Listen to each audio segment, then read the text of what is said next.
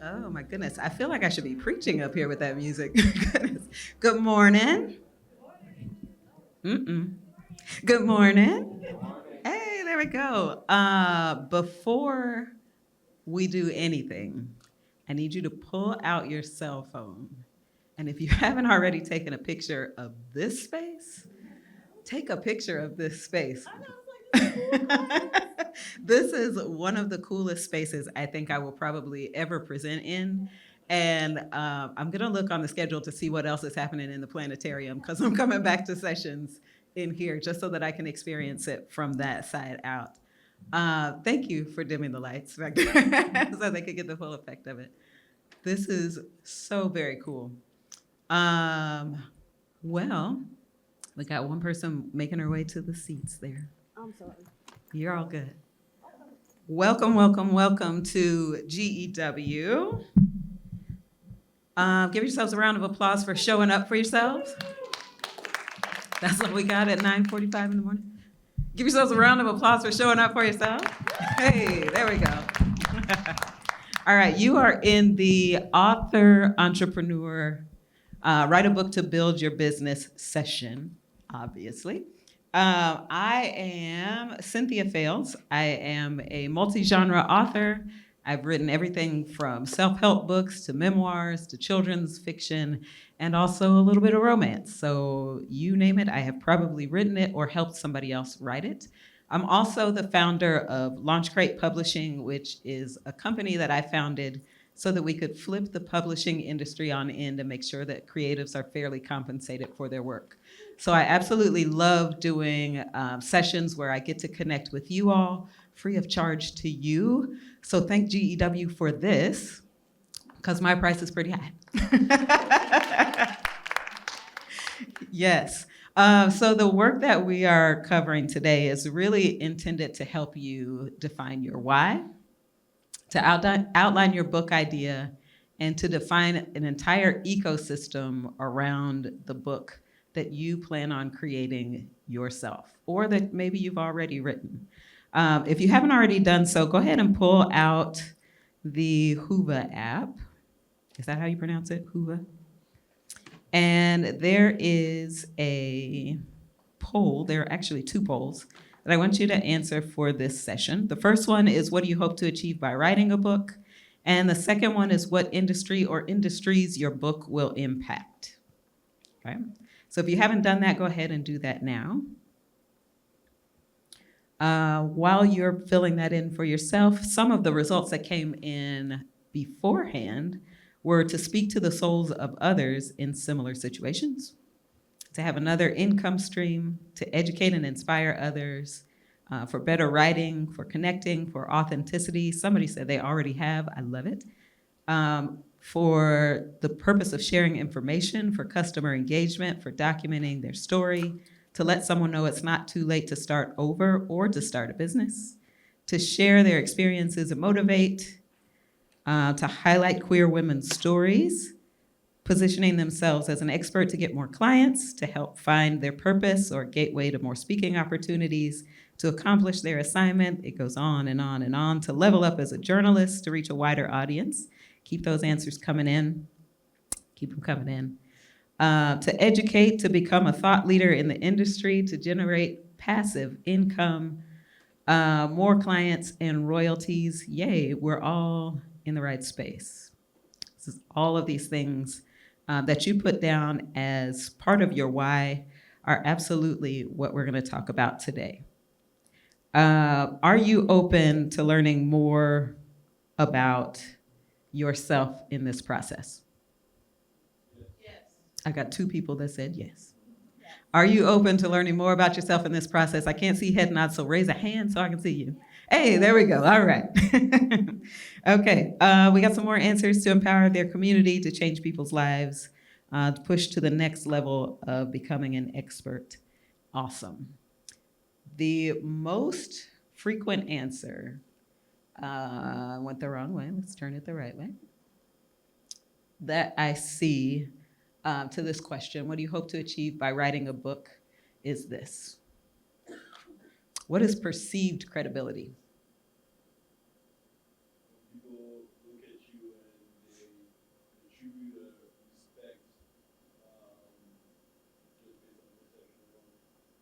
Okay, I heard part of that. When people look at you and They give you a sense of respect and a sense of authority based on just what you can perceive. yes, they give you a like a different level of authority based on what they see in you, right? Okay. A lot of us say we want this increased credibility. What it actually is perceived credibility. And I want you to remember that. Right? Let me give you two examples. Will I point this the correct way this time? I did. Number one is Alex. Alex is a business consultant with a focus on strategic growth. Alex has an MBA with more than 10 years of experience creating detailed action plans and actionable insights that aim to expand the reach and boost revenue of their clients. Alex also regularly contributes to blog posts, webinars, and has a very large social media following.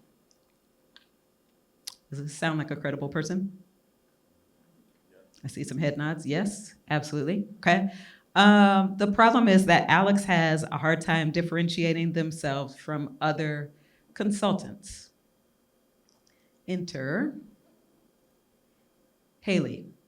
Haley is also a business consultant with focus on strategic growth, who also has more than 10 years experience with an MBA, doing the same thing as Alex in creating detailed action plans and creating actionable insights, aiming to expand their reach and boost revenue. But Haley is also the author of Scaling with Strategy, Unlocking Growth for Small Businesses.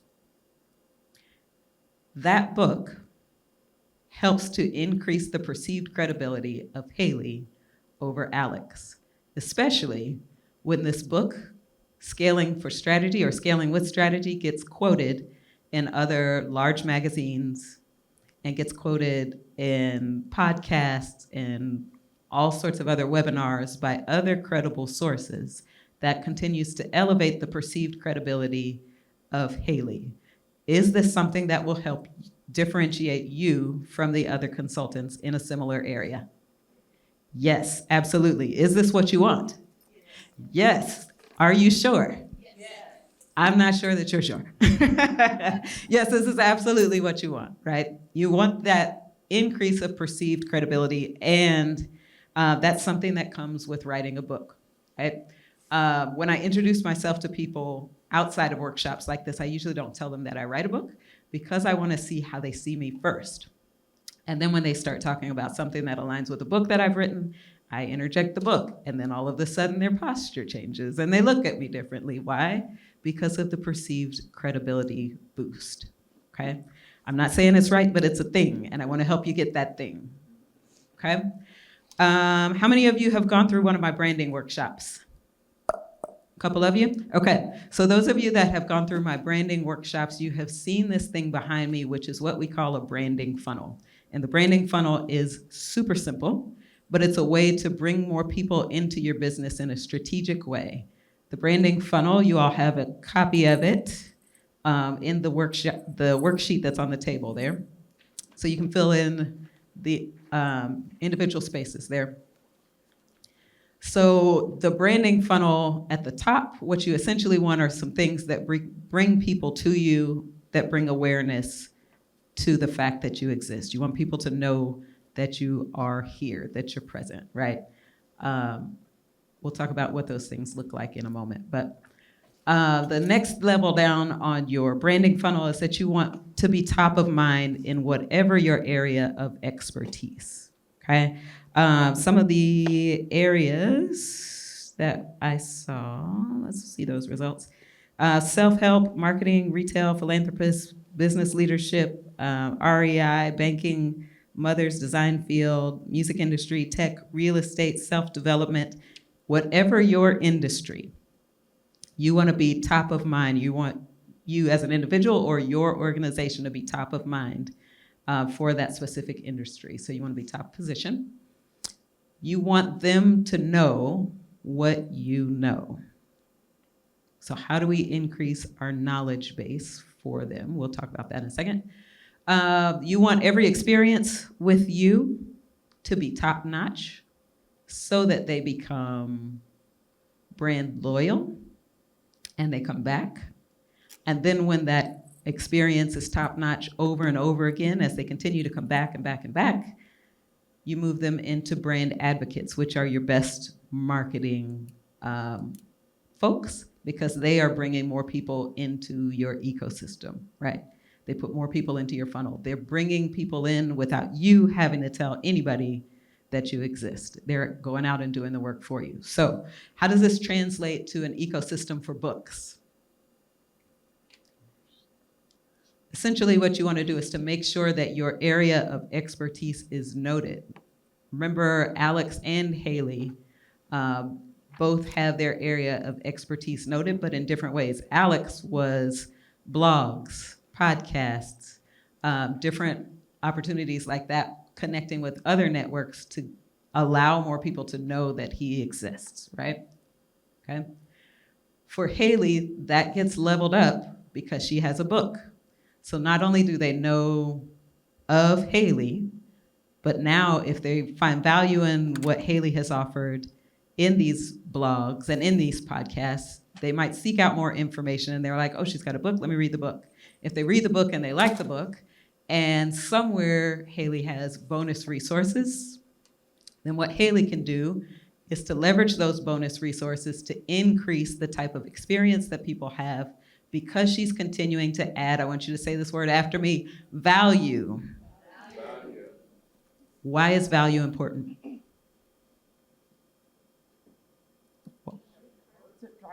Say that one more time, Kristen. It's the only thing that parts people with their money. I heard someone in the back say something else. So it's what drives people to care. Yeah, it's what drives people to care. One more time. Creates trust. Absolutely, right? Can you imagine somebody reading your book and not finding any value in it? Do they go through the rest of this ecosystem? No. They won't even seek out the bonus resources. If they read the book and they seek out the bonus resources and there's no value in the bonus resources, you might lose them, which is why that bonus resource has to be top notch, okay? Again, we're trying to bring people into our ecosystem by adding value, which will get them to enroll in things like self-paced courses, workshops, and additional coaching so that they can continue to receive support from you, which then in turn builds a community. And what happens when you have an active community of people who find value in what you offer to them? Say that one more time, Jen. Did I just call you Jen instead of Jess? Jess, thank you. Yes, they tell everybody about you, right? When you have a community of people who find value in what you offer and how you help them show up, what they do is to tell other people about you, which continues to bring more awareness to your expertise and feeds the ecosystem. You see how this works? I see some head nods, I think. Okay. Let's give some concrete examples. This is in practice right now for me. The bookmarks that you see there on the table, make sure that you take one. On the back, it says thejoysherpa.com. It's kind of my thing, joy and growth, right? So I'm building awareness of the fact that joy and growth are areas that I love to share with people.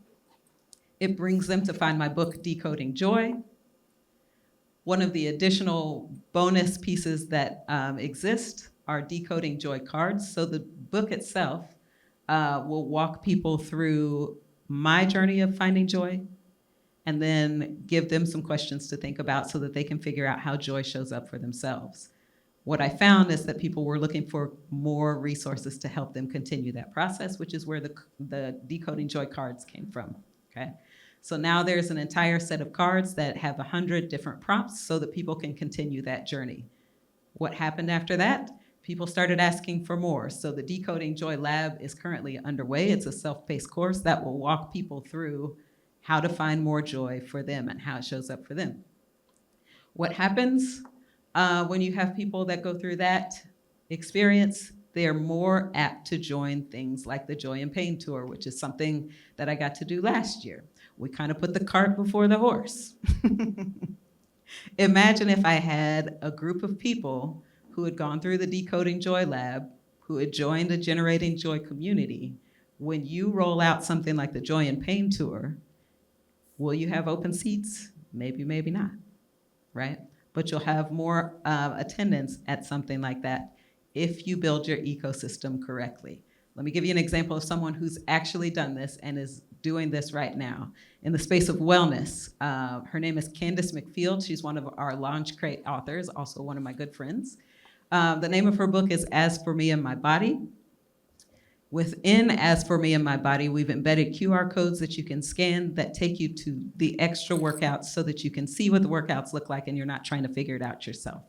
When people have gone through this process, what they do is to enroll in the course, which gives them a deeper look on As For Me and My Body and how to transform to truly fit themselves. From there, what it does is give people the opportunity to become the trainer. So she has a Train the Trainer program set up, which is continuing to do what? Add value and build community, okay? So she also has an app and a community with people who are actively involved and are bringing in not only their friends and family, but also their faith-based communities as well, okay?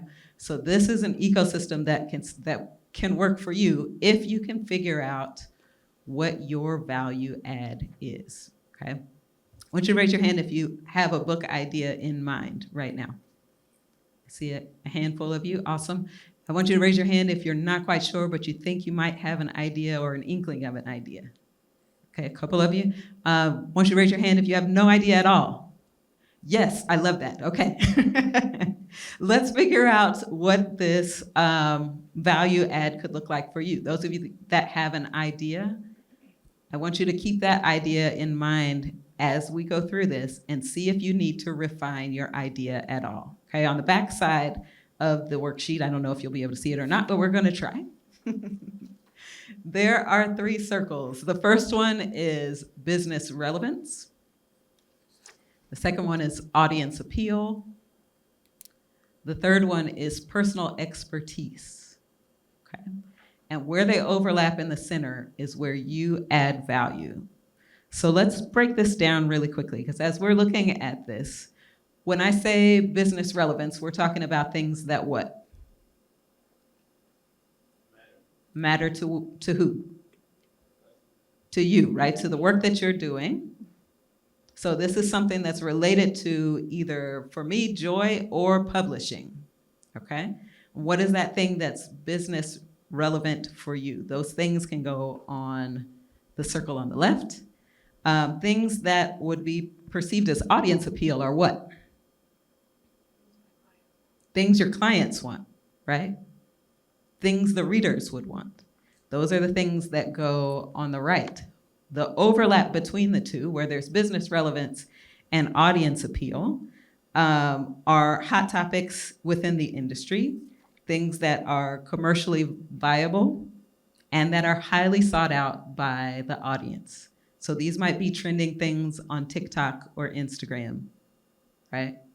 So maybe I don't have as strong of a personal connection to it, but there are things that are going on within the industry that I'm in that would apply to that overlap in the center between the two. Does that make sense? Okay.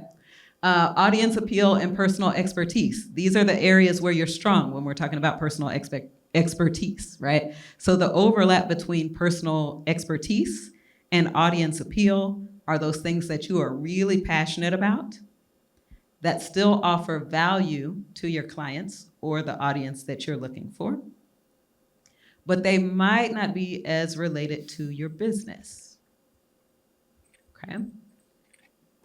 And then the last area of overlap, personal expertise and business relevance, these might be core skills or industry principles where you are very strong, but your clients might not necessarily be looking for those things.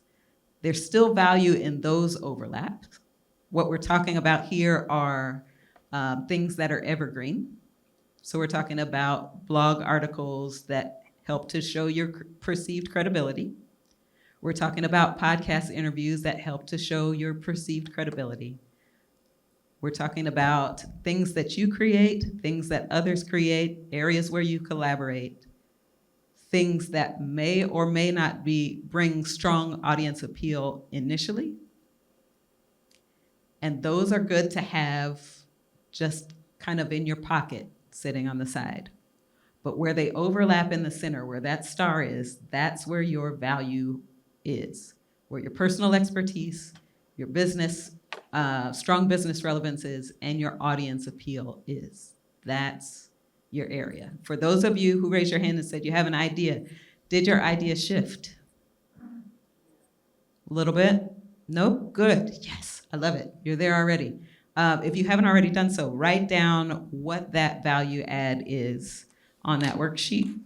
And somebody shout theirs out for me. What is the value of the book that you're thinking? Just shout it out. I can't see you. Personal transformation. One more time. Personal transformation. Personal transformation. Love it. Creative funding. I love it. How to process stress and remain effective as an entrepreneur or leader. Woo, that is specific, and I bet there's some people in this room who would buy that book. Yes. How to process stress and still maintain all of the other things that you need to do while you're running a business, roughly. Is that right? Okay. What else? These are all great. Keep them coming. How to manage conflict in the Midwest. That is very specific, and I love it. What else?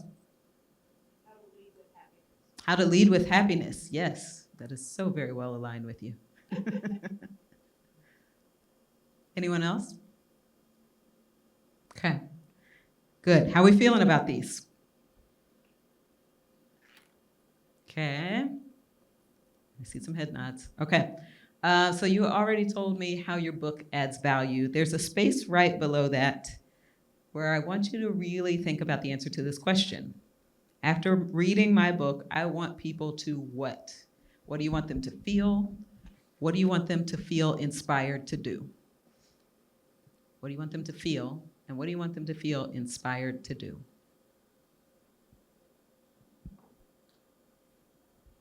Once you've written that down, if you feel comfortable sharing, go ahead and shout those out.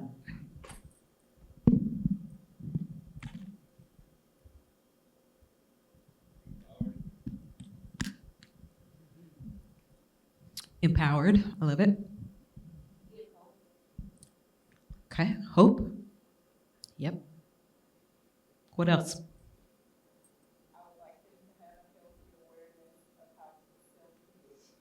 Have a healthy awareness of how to self-heal. I love that.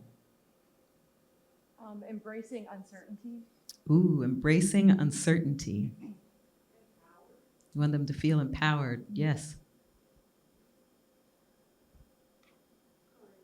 Courageous. Yes. Okay. So this question is super important to start to process before you write, before you even start the process of outlining, because the answer to this question drives every single thing that goes into your book. We have to begin with the end in mind. What do I want them to feel? What do I want them to do? What do I want them to feel encouraged to do? How do I want them to see the world after reading my book? And I want you to answer this very intentionally and specifically because this is where your value comes in.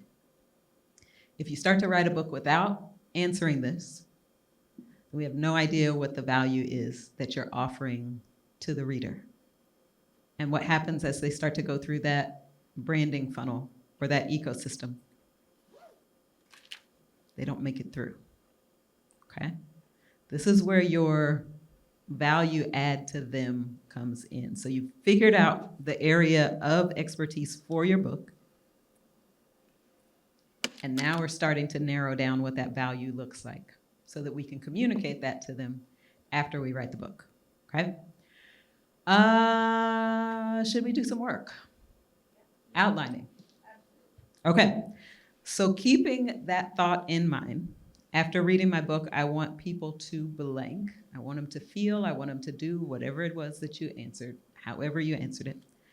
We're gonna do a brain dump, okay? Within that brain dump, What I want you to do is to list all of the topics that are related to your idea that can get them towards that outcome. I also want you to make sure they're in no specific order, just whatever comes into your brain, get it out. And the last one I want you to repeat. Don't judge them. Say it. Don't judge these ideas. This is how we start to stagnate our writing before we even begin. So we're going to take a few minutes and get those ideas out without judgment. If you have some questions, you need some help, raise your hands. I'm going to float around during the next couple of minutes, literally just a couple of minutes, because I want to keep us moving, okay?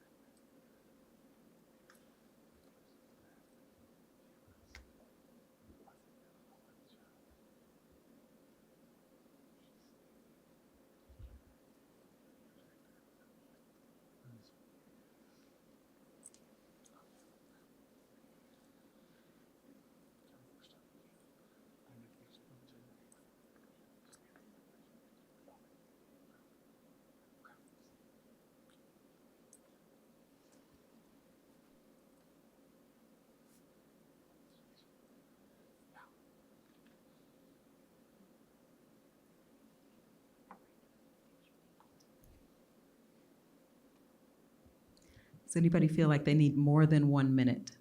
Raise your hand if you need more than 1 minute. Okay, let's take 2.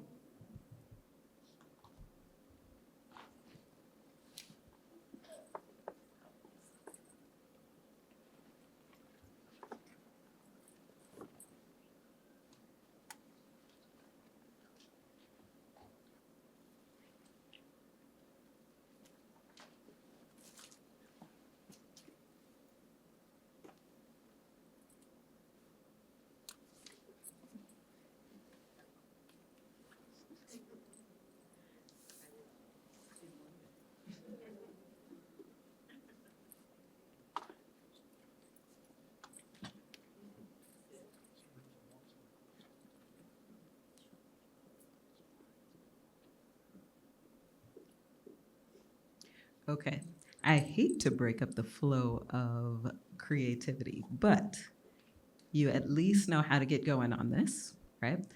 What I want you to do at your tables is to start to share these ideas. Jess, I'm coming to you. Start to share these ideas, because once you start to share them with others, what happens? You get more ideas and better ideas, and you get good feedback, and you're more likely to write the book. So we're going to take a couple minutes to just share at your tables.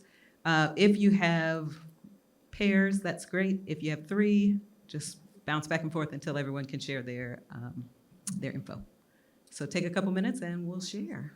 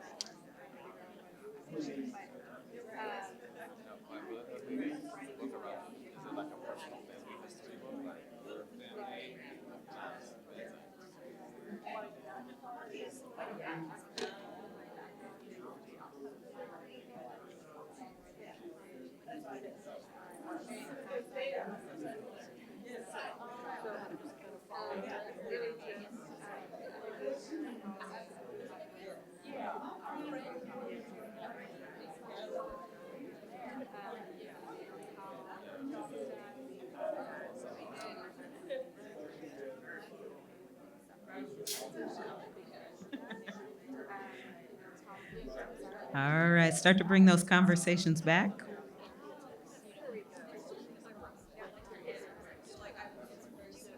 Oh, nice. Okay, perfect.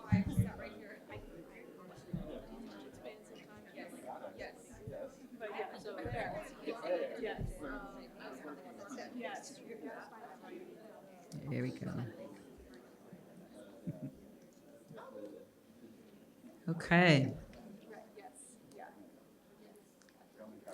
How did it feel to share? Terrible. Honesty, I love it. I love it. Anybody feel inspired to write it? Anybody feel excited to write it? Did anybody feel overwhelmed? Yes. Yes, that's often the case. All of those things, right? Once you get the ideas out, and again, you'll have more time after this session. I want to make sure that you take time after this session to do this again and start to think through what works for you. But when you get the information out, it starts to feel possible. But when you look at all of the information in a brain dump, it can start to feel overwhelming. Please know that that is normal. Okay? I want y'all to say 4%.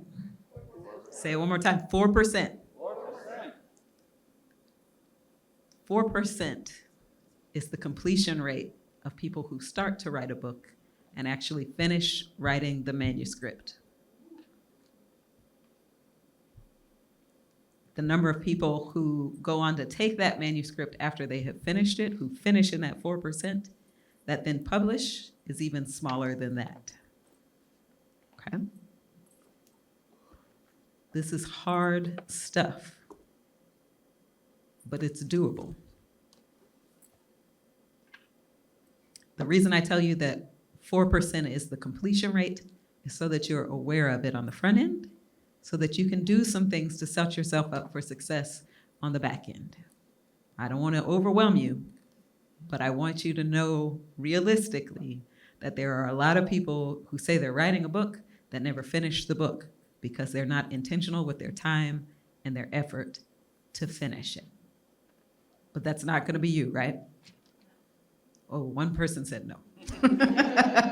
That's our 4% right there. That's not going to be you, right? Right. All right. Let me give you some stuff to help you push forward. Okay. So you're in that stage of overwhelm. You have all of these things that have come through your brain. Now it's time to organize them, right? Thinking about your book and thinking about the outcome of your book, what I want you to do is to start to arrange your thoughts in an order that makes sense for you. For some of you, that might be a chronological storyline, right? For some of you, it might be a storyline that jumps around.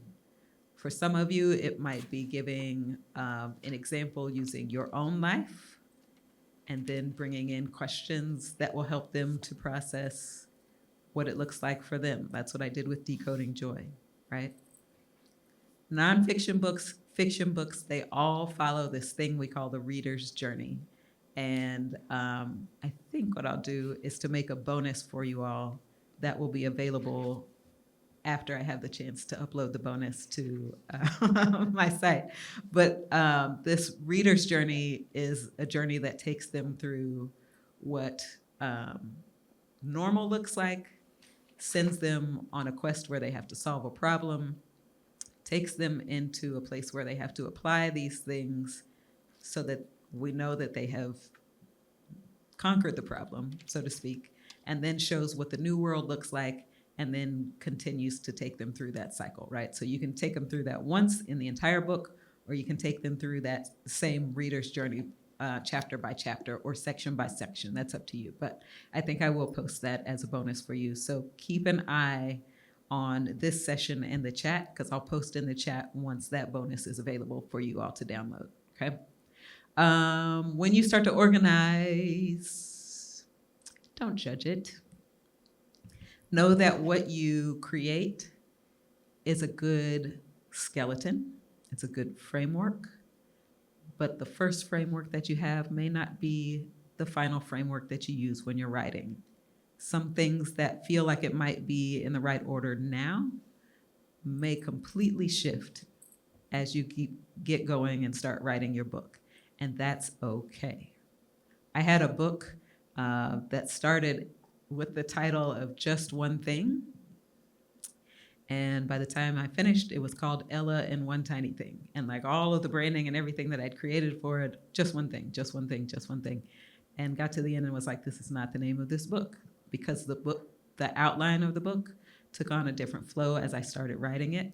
And because I was okay letting it go, I was able to rebrand it in a way that now has an entire series of books based on this main character, Ella. Okay? If I would have just stuck to that one title, then I'm limiting now other possibilities in the future. Okay? So don't judge it. Don't judge it. Okay. Do you want to take some time to do this now, or should we keep pushing? Let's take a vote. If you want to dedicate a little bit of time to organizing right now, raise your hand. If you want to keep pushing, raise your hand. All right, let's keep pushing. The last thing, and certainly not the least, is to make sure that you research and write. A lot of you are working on books that are nonfiction. There may be some additional information that exists out there already that will support what it is that you're writing.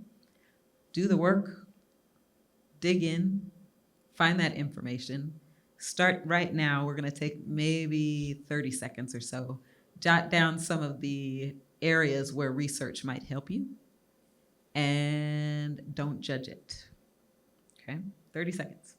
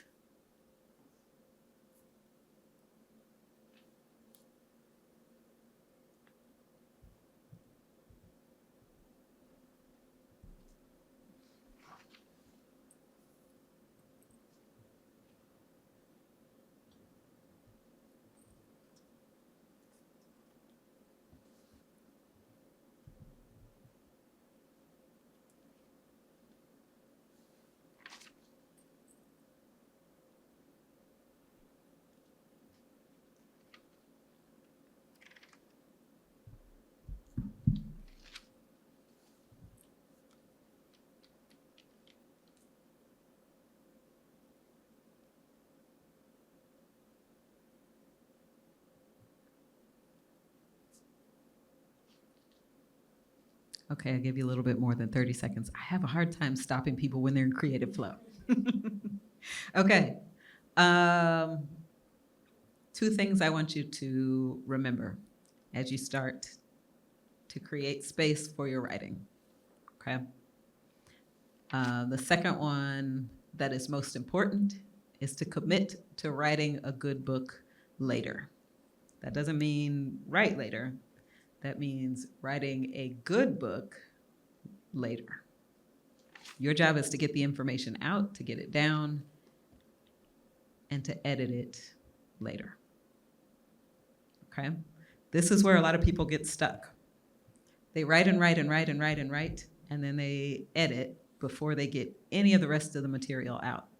And they're prejudging what they might be able to use later on in the book, and they get rid of it entirely, right? I watched my mom write her dissertation on a typewriter. Do you know how committed she had to be to writing on a typewriter? She couldn't just use that backspace key and go back and edit it, right? She had to be very intentional about what was coming out. And I say that to you so that you are intentional about what comes out as well, okay? She could always go back later and figure out if something needed to be rewritten or retyped and placed in a different section, which you have the ability of doing as well, okay?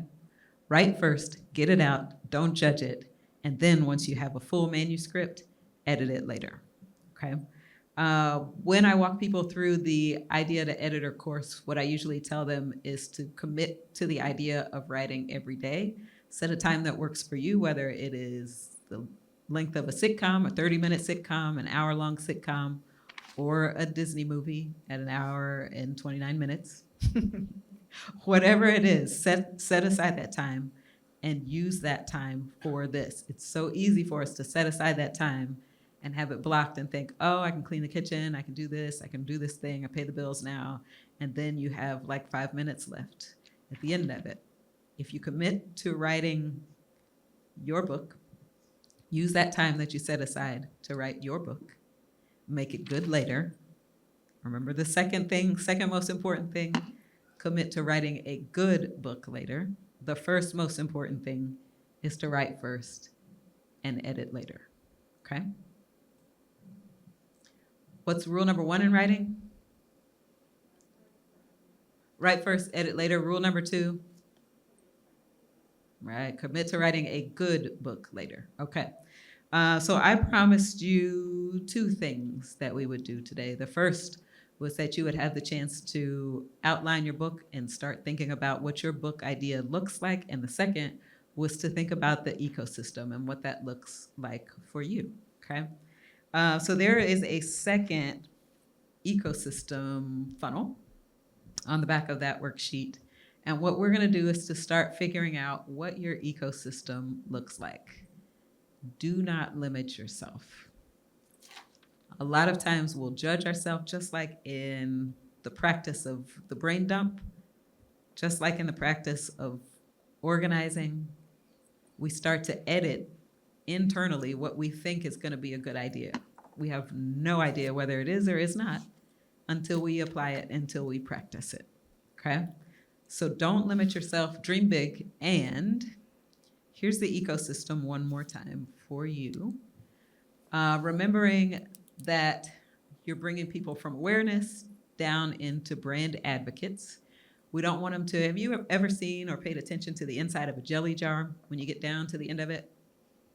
And there's some jelly that's just like stuck on the side and it doesn't come out? That's not what you want, right? You want the people who are going all the way through the funnel, okay? So think about the value that you can offer them from your expertise and maybe connecting with blogs or podcasts or other areas, speaking engagements like this. How your book can then feed into adding that perceived credibility for you, for your business. Think about the bonus resources that align with that book that might add value for customers that you bring in, for clients that you bring in. Is there a self-paced course or something similar that you could add in the future? Are there workshops? Are there coaching opportunities? Are there group coaching or individual coaching opportunities that you can add for people? What does that community look like for folks? Okay? Start to map that out right now. We're gonna take, I wanna make sure that we save some time for questions. So let's say 2 minutes now. Jot some ideas down on your worksheet. And if you have questions, raise your hand. I'll come around and check in with you. Dream big.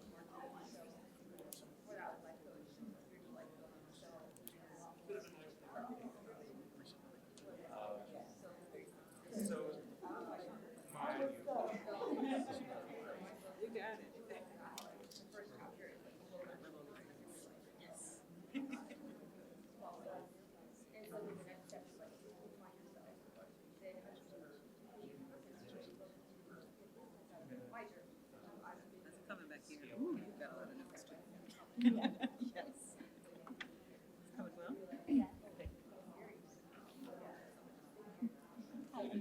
Hi, I'm Stabelle.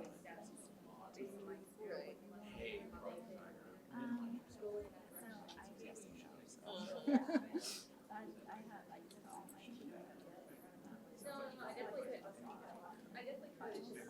all my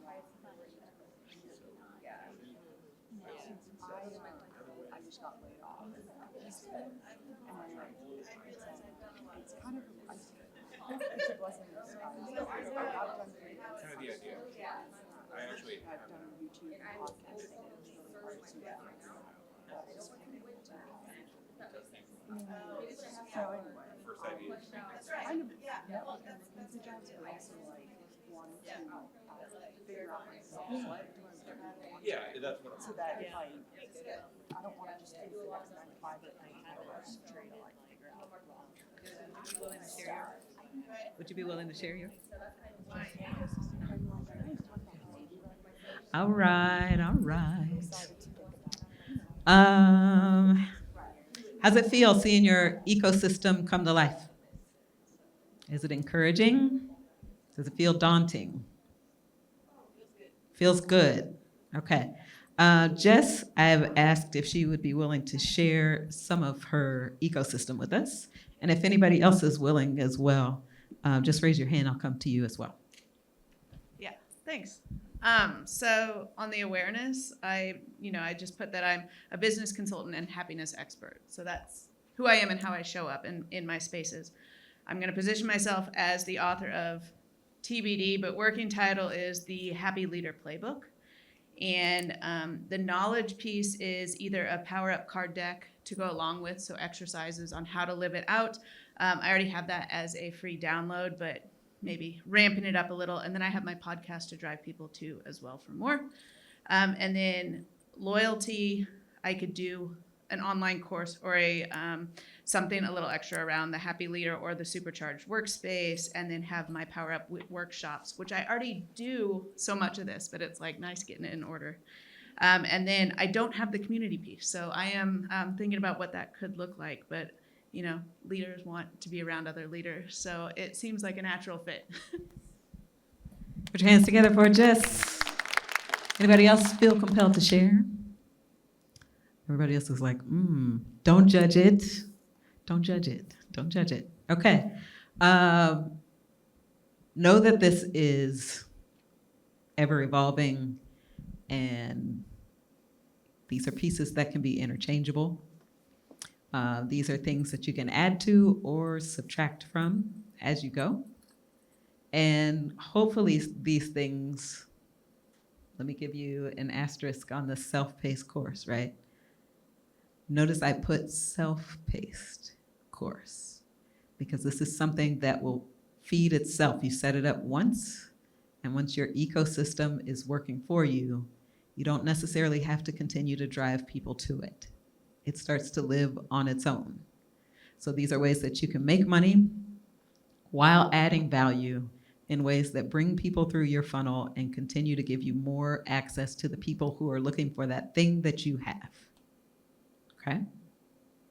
There are a ton, and I do mean a ton, of workshops and sessions here at GEW that can help you figure out how to set up stuff like this to make sure that everything comes to fruition. But the work that you did here is crucial because you have to think about the why before you start to think about the what and the how. Okay?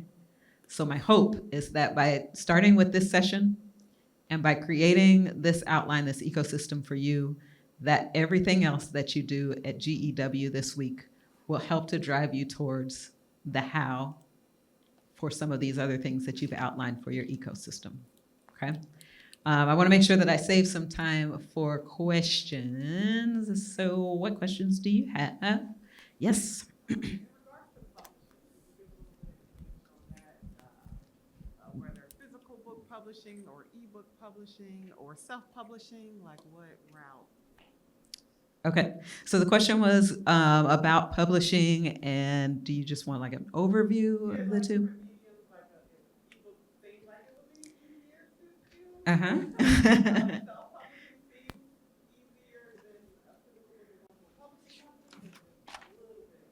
Okay. Very high level because we don't have much time. So traditional publishing, when you work with traditional publishers, they are going to take a percentage of your royalties. It's usually higher for them because they have a big machine working to get your book out and into the world, which is why their rates are higher. You will have some independent publishers who have either done what we call partnership publishing, where they split the profit share 50-50 or flip it 60-40 or something more advantageous for the writers, okay? If you don't have a lot of time, if you don't have a lot of energy, traditional publishing, while it might be a reach, could be a good avenue for you. But no, I'm going to put an asterisk on that. You're still going to be asked to go out and promote your book, okay? So it's not hands off, all right? Keep that in mind when we talk about self-publishing, where you have to go out and either create the book yourself or find someone who can help you to create the book.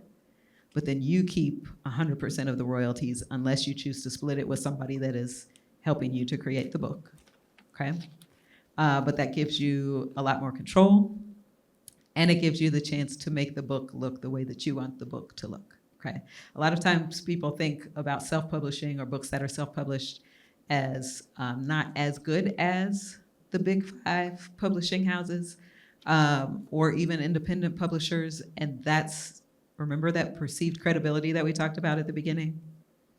The history of books that are self-published and the way that their cover design looks and the way that their interiors are laid out. Historically, people have logged self-publishing books as inferior, but they're not.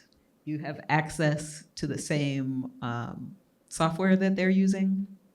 You have access to the same type of designers that they're using, and you can be as creative as you want with books that you self-publish, where a traditional publisher might limit you on that. And I say that just as an example. We had Candace's book that I talked about earlier. We've published a book called Love with No Place to Land that has a course like attached to the book.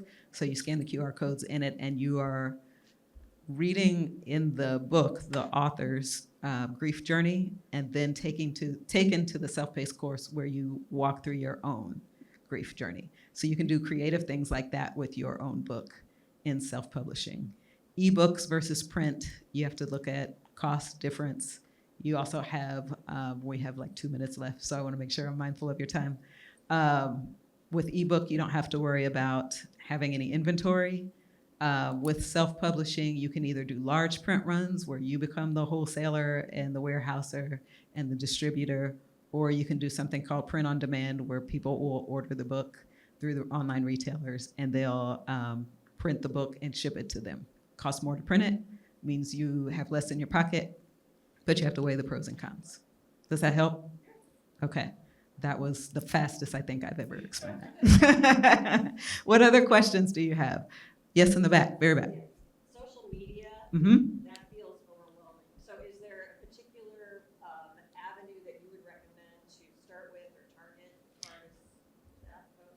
I always tell people or encourage people to find what works for them and what is a good fit for them. So if TikTok is a good fit for you, find out how TikTok works and use that. If it does not feel like a good fit for you, if it's overwhelming, if you can't find someone who can help it feel less overwhelming to you, don't worry about TikTok and find like Instagram or LinkedIn. For a lot of you who have the nonfiction books, LinkedIn is going to be a good tool for you because you have people who are naturally out there looking for the content that you have in a professional way, right? So that can be a good avenue for you to use.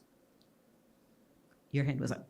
For the person who is running a business and has to do the whole process of running a business, how would you recommend they go about allocating the time to writing a book? You have to prioritize it, just like anything else, right? Same way you have to prioritize sleep. If you want to get this book out, you have to prioritize it, right? When I was building LaunchCrate, the publishing company, and still writing books, I was working on the publishing company during the daytime, and at night, I was literally writing like 4 and 5 hours at night so that I could get the book out before it disappeared. But I had to prioritize that time. Do you believe there's such a thing as a sequence with things, in the sense of like, say, build, scale the business first and then write the book, or like, what would be the right sequence as opposed?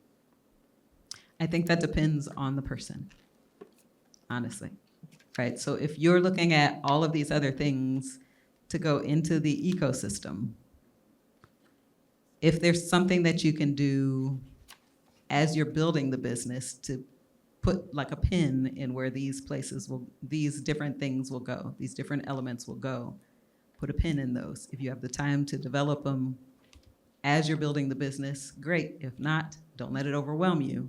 Remember, these are things that can come later. They don't all have to be done at the same time. And then figure out where that book is going to be, right? Does that help? Okay, yes. If you have several ideas for books that you want to write and they aren't necessarily related, Uh-huh. Good luck. So the question was, if you have several books that you're interested in writing and they aren't necessarily related, how do you go about choosing? Usually what happens for me, because I've written in different genres, and right now there are 2 books inside of me, I have to figure out which one is talking to me at this moment. And right now it's the fiction book and it's not the nonfiction book. So I have to make sure that what I'm focusing on is getting that one out. And anytime, and this one is key for y'all, okay? Anytime there is an idea that is related to either book, get it down on paper, use your phone, jot it in the notes app, use a voice memo, or you will lose it, okay? And that'll help you to still get those ideas out and manage the 2 books or multiple books at the same time. You all, we are at time, and I want to make sure you have time to get to your other sessions. Thank you for starting GEW with this session with me, and if you have any questions, shoot me an email. There are QR codes on the bookmarks, and I think there's one on the worksheets as well. And if that's not enough QR codes for you, there's one more on the screen. You all have a good day, and if you see me out and about at some of these sessions, feel free to chat with me. Thank you.